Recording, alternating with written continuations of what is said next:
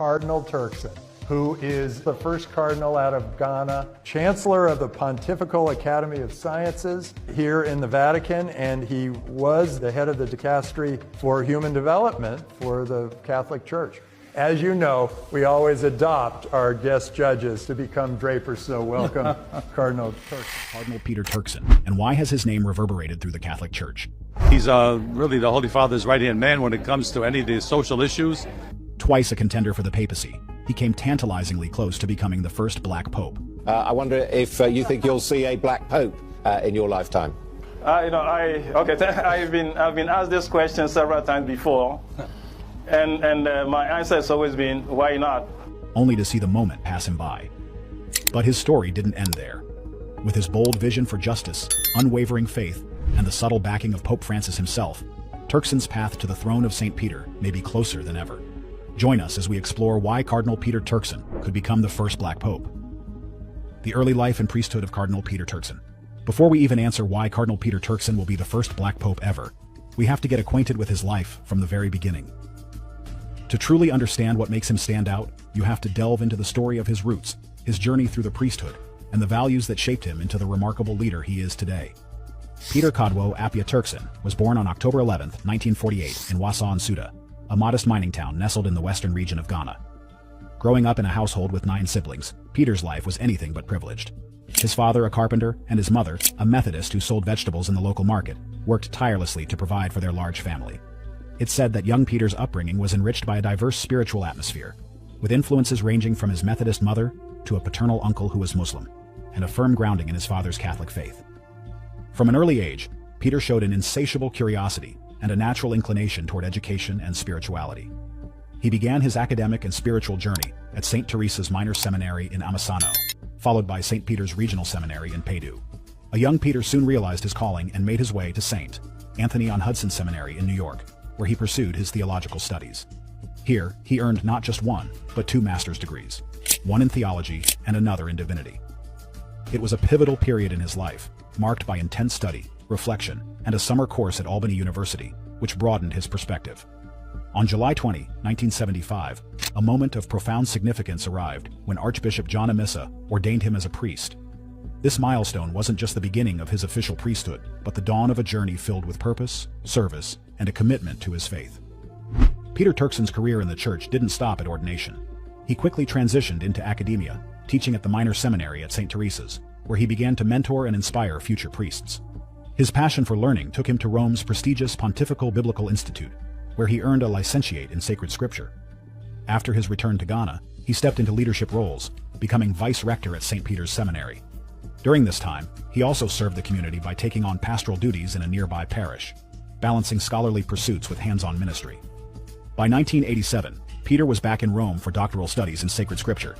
Although his academic ambitions were cut short when he was appointed Archbishop of Cape Coast in 1992, this shift marked the beginning of a transformative chapter in his life. On October 6, 1992, Peter Turkson was appointed Archbishop of Cape Coast by Pope John Paul II. This appointment was a testament to his dedication and an acknowledgement of the unique blend of intellect, humility, and charisma that defined him. On March 27, 1993, he was consecrated by Archbishop Dominic Kodwo Ando, solidifying his position as a key leader in the Ghanaian Church. As Archbishop, Peter's influence extended beyond his diocese. From 1997 to 2005, he served as president of the Ghana Catholic Bishops' Conference, tackling pressing issues like education, social justice, and interfaith dialogue. In 2003, he became chancellor of the Catholic University College of Ghana, further cementing his role as a champion of education. Pope John Paul II elevated Peter to the rank of cardinal in 2003, making him the first Ghanaian cardinal. But this is not the end. Stay tuned, as Ghana will continue to shine on the global stage and make its people proud in more remarkable ways in the future. A journey through the Roman Curia. When Cardinal Peter Turkson was appointed president of the Pontifical Council for Justice and Peace in October 2009, it wasn't just another Vatican job. It was a calling that placed him at the intersection of faith and global issues. Pope Benedict's decision to bring him into this role wasn't accidental. Peter's reputation as a man deeply rooted in justice and compassion made him a natural fit for addressing the Church's social teachings on human rights, economic fairness, and peace. But this wasn't Peter's only hat. Over the years, he became a member of several influential Vatican bodies, including the Congregation for the Doctrine of the Faith, the Congregation for Catholic Education, and the Pontifical Council for Promoting Christian Unity. From these vantage points, Peter was a force for innovation.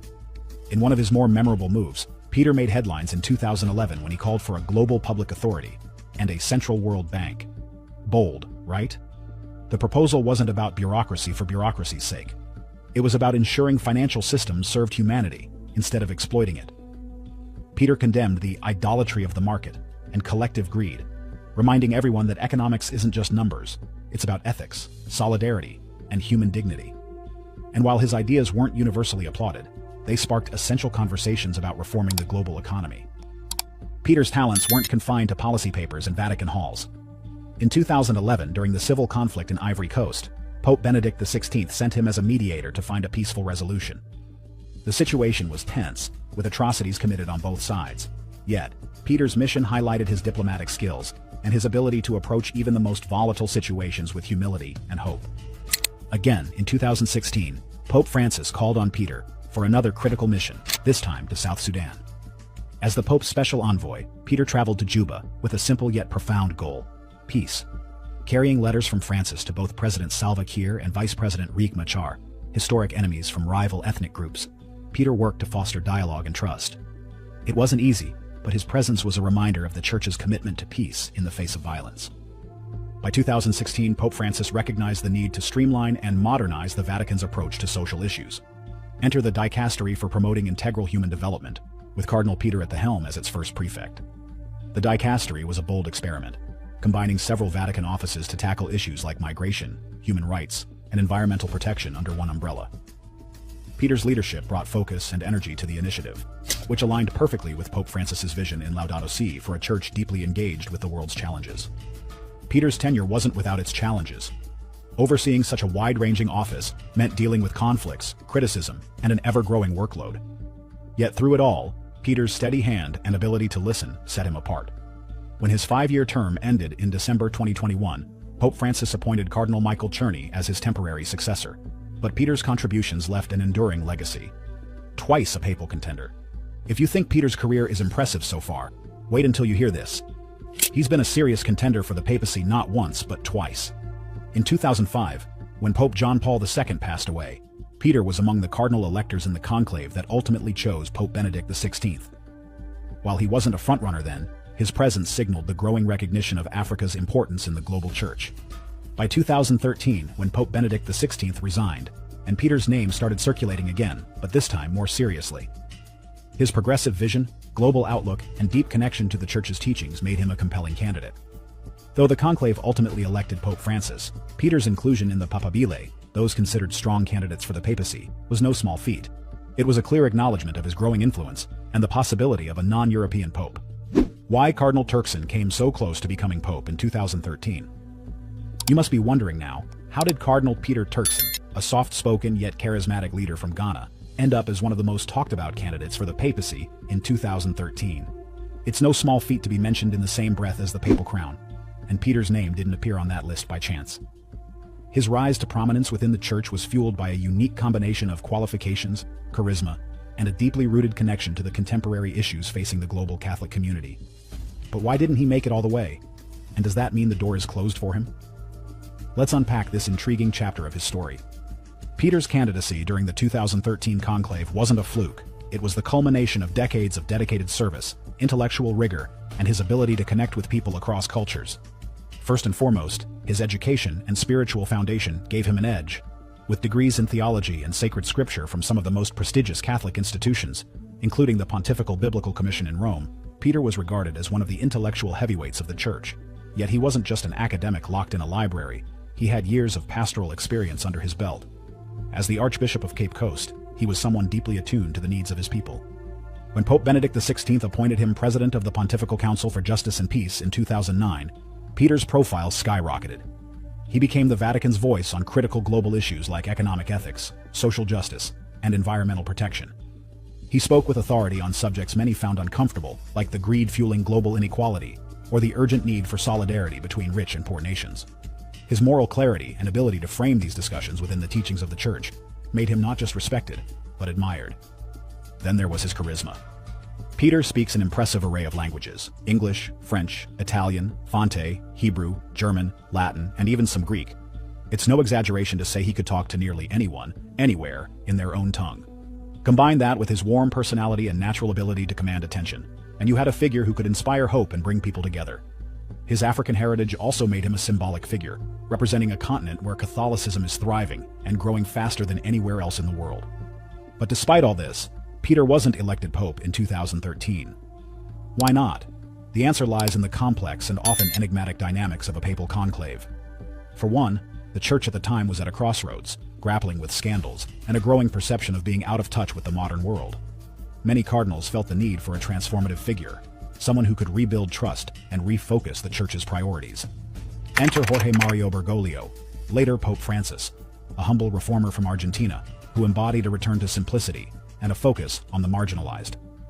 Bergoglio's Latin American roots also resonated with a global church where Latin America has the largest Catholic population. Peter, though admired, may not have garnered enough support within the College of Cardinals. Papal elections often involve intricate networks of alliances and compromises, and Peter's lack of strong political backing likely worked against him. Additionally, some cardinals might have hesitated to break with tradition by electing the first African pope, despite the Church's growing universality. While many saw Peter's African origins as a strength, others might have viewed it as a bold leap they weren't ready to make yet. So, does this mean Peter's chance to don the white cassock is gone? Not at all. On the contrary, this will give him an advantage for a new opportunity, which we will discuss soon. A new chapter for Cardinal Turkson. Fast forward to 2022, and Cardinal Peter Turkson is once again at the center of Vatican intrigue. Pope Francis made headlines by appointing him as the new Chancellor of the Pontifical Academy of Sciences and the Pontifical Academy of Social Sciences.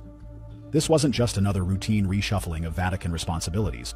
It was a move that left many observers speculating. Is Pope Francis subtly endorsing Peter as a future pope? As we already mentioned, Cardinal Turkson, a towering figure in the Catholic Church, has always been admired for his intellect, diplomacy, and unwavering commitment to the Church's mission in a complex world. His new role as Chancellor is no small honor.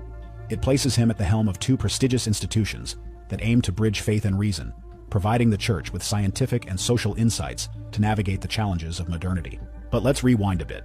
Peter's previous position as prefect of the Dicastery for Promoting Integral Human Development ended in December 2021. His tenure was marked by significant contributions, but also some turbulence, including a Vatican-ordered inspection of the dicastery.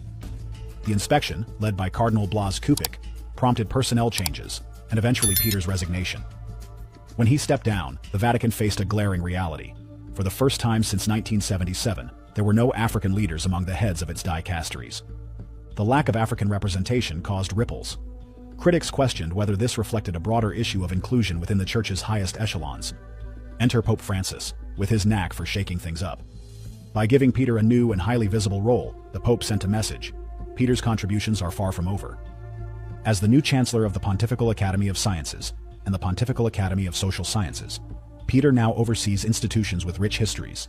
The Pontifical Academy of Sciences dates back to 1603, boasting luminaries like Galileo Galilei among its early members.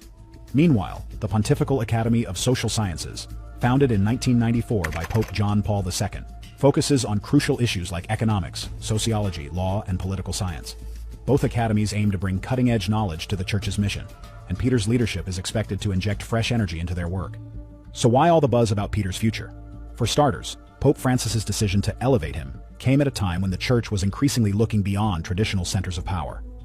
Peter's African roots symbolize the growing significance of the Global South, where Catholicism is thriving. Moreover, his ability to engage with both spiritual and practical challenges aligns with the vision of a church that is not only a moral authority but also a force for global change. And then there's Peter's track record. Fluent in 6 languages and familiar with Latin and Greek, he's a true polyglot, capable of navigating the diverse cultures that make up the universal church. His moral authority on issues like social justice, poverty, and environmental stewardship has earned him respect not just within the church, but also on the global stage. These qualities make him a compelling figure, one who seems tailor-made for a role as complex and demanding as the papacy. Some Vatican insiders have speculated that Pope Francis's decision to entrust him with this high-profile role is more than a nod to his past contributions. Could it be a quiet signal of Francis's own preferences for his successor? After all, papal appointments often have a way of shaping the future, whether intentionally or not. Still, the conclave that elects the next pope is a mysterious process, steeped in prayer, discernment, and political dynamics. While Peter has the qualifications, charisma, and global perspective to be a strong candidate, the decision ultimately lies with the College of Cardinals. And as history has shown, the outcome is rarely predictable.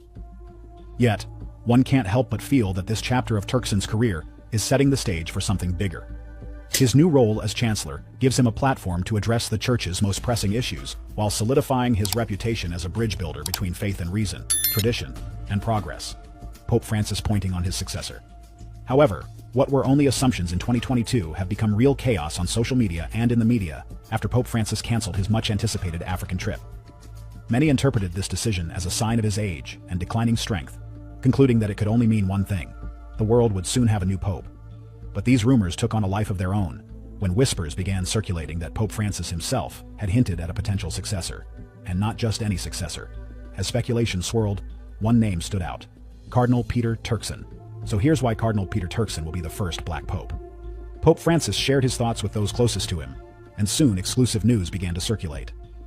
"I made my choice," he said with the quiet conviction we've come to recognize in him. Then he added, "I looked for someone worthy of leading the Catholic Church, someone who understands the heart of the people and the challenges of the world today. I have no doubt it is Peter." Pope Francis has always admired Turkson, a man who embodies humility, intellect, and a commitment to justice. Over time, Francis's appreciation for the Ghanaian Cardinal became more evident through his words and actions. Turkson's unparalleled grasp of complex global issues, his moral courage in addressing economic inequality, and his deeply pastoral approach to leadership have consistently placed him at the forefront of Vatican affairs. And if betting odds are any indication of the public pulse, Turkson is leading the pack with a 20% probability, far ahead of other notable contenders. But Francis's endorsement goes beyond Turkson's impressive resume. A good pope must understand the weight of the Church, the beauty of its tradition, and the courage needed to embrace its future, Francis said. "I shared my secrets with him, not just as a pope, but as a servant of God. He listens, he learns, and he will lead with love." Why do you think Cardinal Peter Turkson has become such a prominent candidate for the papacy? What qualities set him apart from others? Let us know in the comments and subscribe to our channel for more.